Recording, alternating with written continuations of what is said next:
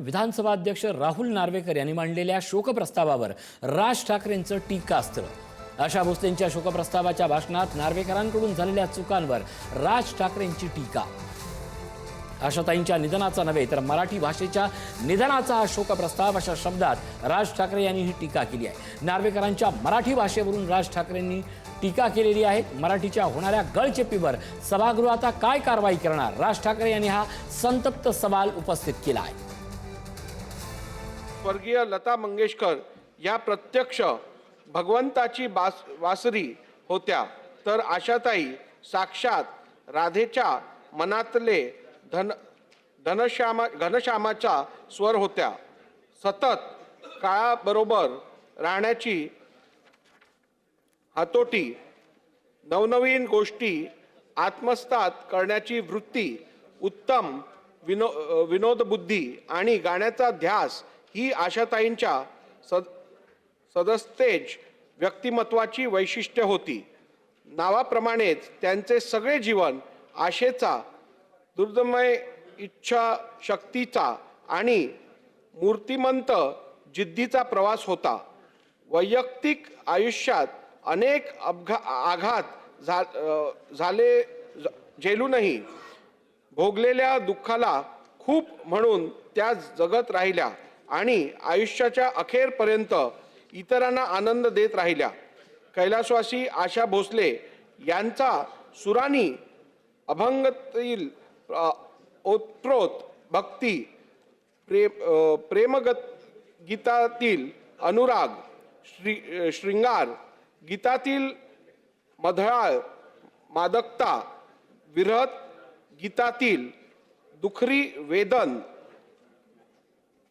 वेदना, उडत्या गाण्यातील खट्याळपणा आणि बिनधास्तपणा या समस्त भावना कोट्यावधी गान रसिकांच्या हृदयापर्यंत पोहोचविल्या।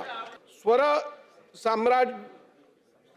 सम्राज्ञीचे रविवार दिनांक 12 एप्रिल 2026 रोजी दुःखद निधन झाले।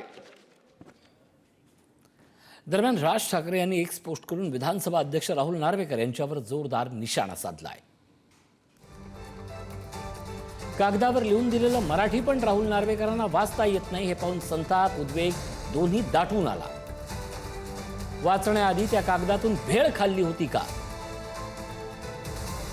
अजून एक शोकांतिका म्हणजे नार्वेकर दीनानाथ मंगेशकरांचा उल्लेख दीनदयाळ मंगेशकर करत होते, वाटेल तसं मराठी वाचून दाखवत होते। नार्वेकरांना ना दीनानाथ मंगेशकर माहित आहेत ना दीनदयाळ उपाध्याय माहित आहे। सभागृहात फडणवीस उपस्थित होते का माहित नाही, पण असते तरी मला वाटत नाही त्यांना काही फार फरक पडला असता। गुलाबी आखे जो तेरी देखी सारखी अनेक गाणी स्वतः निर्माण केलेल्या बेसुरात म्हणणाऱ्या फडणवीसांना विधानसभेत कोणत्या महान व्यक्तीला आपण श्रद्धांजली अर्पण करणार आहोत हे माहीत असायला हवं।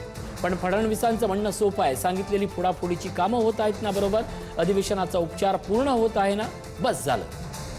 एकनाथ शिंदेना पण यांच्याशी देणं घेणं असण्याचं काहीच कारण नाही। मराठी भाषेबद्दलच्या अभ्यासाचं त्यांचं विमान 50,000 फुटावरून चाललंय, त्यांचा पण दूरपर्यंत संबंध नाही।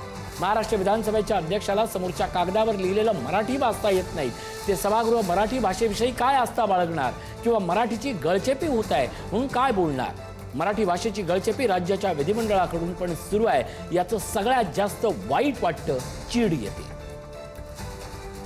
काल नार्वेकरांनी आशाताईंच्या निधनाचा नाही तर मराठी भाषेच्या निधनाचा शोकप्रस्ताव मांडला आणि त्यावर एकाही सदस्यानं ब्र देखील न काढून या शोकप्रस्तावाला जणू संमतीच दिली।